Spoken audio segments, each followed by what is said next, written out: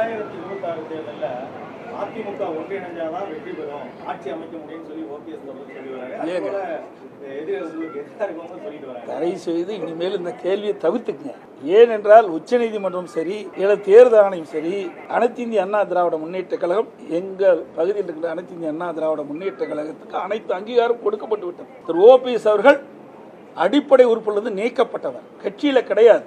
அதிமுகனா எங்க தரப்பு தான் அதிமுக. இது ஒன்னா போச்சு, ரெண்டா போச்சு, மூணா போச்சு, அதெல்லாம் பேசாதீங்க தயவு செய்து. நடந்து முடிஞ்ச நாடாளுமன்ற தேர்தலிலே அனைத்து இந்திய அண்ணா திராவிட முன்னேற்ற கழகம் 1% வாக்கு கூடுதலா பெற்றிருக்குது. 2019 நடைபெற்ற நாடாளுமன்ற தேர்தலை விட 2024 நடைபெற்ற நாடாளுமன்ற தேர்தலில் அனைத்து இந்திய அண்ணா திராவிட முன்னேற்ற கழகம் 1% வாக்கு அதிகம் பெற்றிருக்குது. கூட்டணி பலம் குறைவாக இருக்கின்ற இந்த நேரத்திலே அதிக வாக்குகளை பெற்ற கட்சி அதிமுக கட்சி.